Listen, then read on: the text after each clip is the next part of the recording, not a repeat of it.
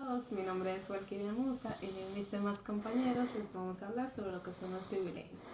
Los privilegios se encuentran definidos en el artículo 2095 del Código Civil, que versa de la manera siguiente: el privilegio es un derecho que da la calidad del crédito a una persona para ser preferido ante los demás acreedores, aun sean estos hipotecarios. Asimismo, en los artículos siguientes a este se establece que los privilegios pueden recaer sobre todos los bienes del deudor, así como también sobre ciertos bienes muebles y ciertos bienes inmuebles. Podemos decir que el privilegio es una disposición de la ley que favorece a un acreedor para que en caso de insolvencia tenga el derecho a cobrar primero que todos los demás acreedores. Asimismo, le da el derecho de persecución de la garantía. El privilegio confiere a su titular de la facultad de ser pagado con preferencia a todos los demás acreedores, tengan el rango que tengan. Según nuestro Código Civil, la preferencia entre acreedores va a depender de la calidad del crédito. Entre acreedores privilegiados, el rango no se determina por la fecha del crédito, sino más bien en el grado o la medida en que el legislador haya favorecido dicho privilegio. En el caso de que los acreedores privilegiados tengan el mismo rango, pues entonces se divide en el precio a prorrata o proporcionalmente. Es más que obvio que en el caso de que exista un acreedor privilegiado y varios acreedores quirografarios, pues el acreedor privilegiado tendrá el derecho de cobrar primero y el sobrante entonces será repartido entre los demás acreedores. Hablando ya lo que son las características de los privilegios, primero debemos establecer que los privilegios tienen tres características fundamentales. La primera característica es que son una seguridad. Decimos que son una seguridad en tanto los privilegios cumplen con todos los criterios que deben cumplir las seguridades, pues además refuerzan la situación jurídica del acreedor respecto de los acreedores quirografarios.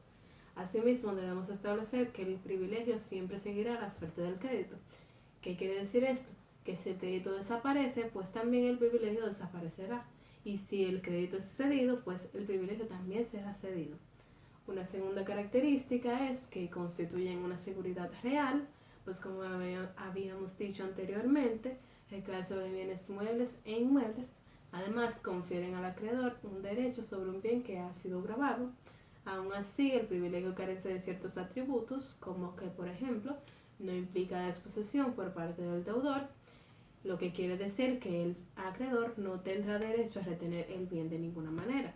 La tercera característica es que constituyen una seguridad legal, pues sus privilegios son solamente establecidos por el legislador cuando el mismo entiende que la calidad del crédito amerita que se constituye un privilegio respecto de él.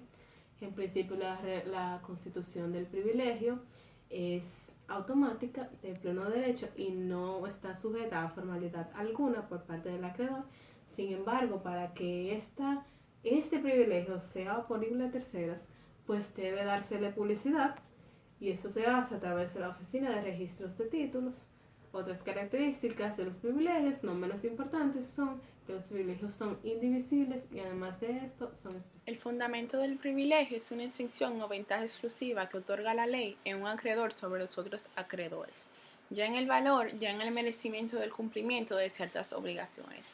El privilegio es una concesión que la ley confiere en ciertos casos al acreedor que haya ingresado un valor en el patrimonio de su deudor, ya sea porque haya conservado un bien del deudor o por haber hecho un bien nuevo en ese patrimonio. Características de los privilegios.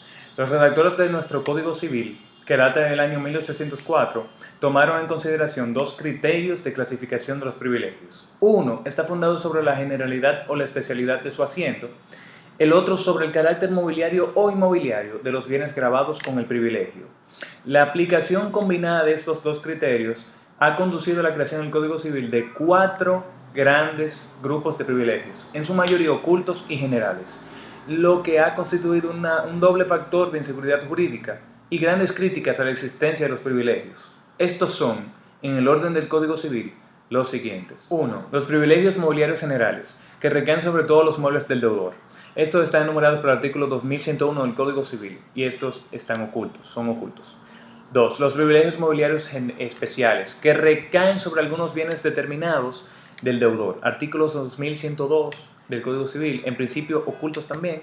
Y el tercero, los privilegios mobiliarios especiales, que afectan ciertos inmuebles del deudor.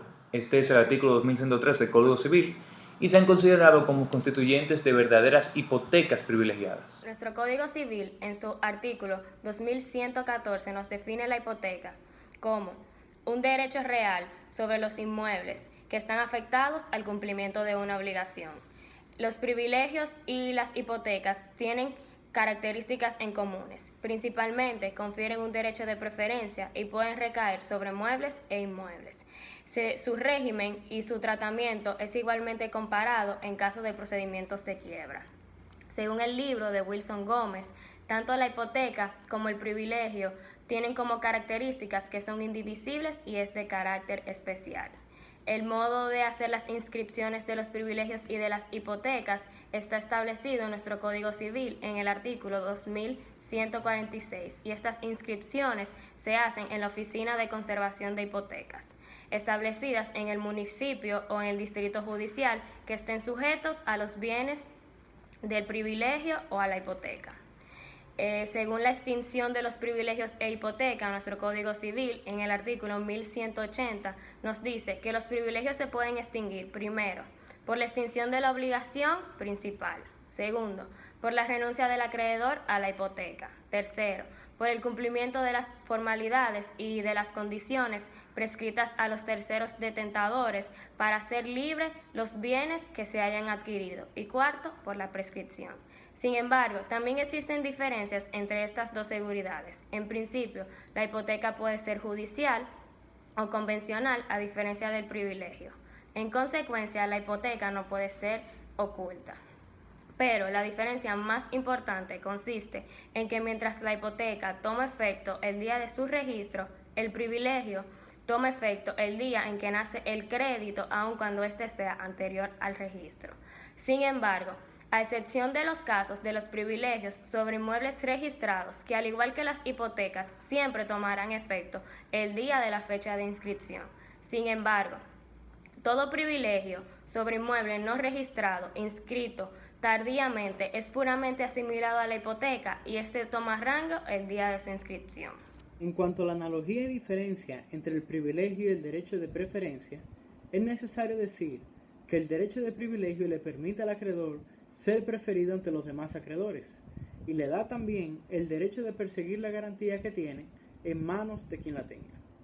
Podemos decir, entonces, que el privilegio implica el derecho de preferencia, que no es más que el derecho a cobrar primero que los demás acreedores. Pero, cuando se tiene derecho de preferencia, no necesariamente se tiene un privilegio. Por ejemplo, la Ley General de las Sociedades Comerciales, número 479-08, dice que al momento de la liquidación de la empresa, sus acreedores tienen un derecho de preferencia de cobrar primero que los acreedores del propietario.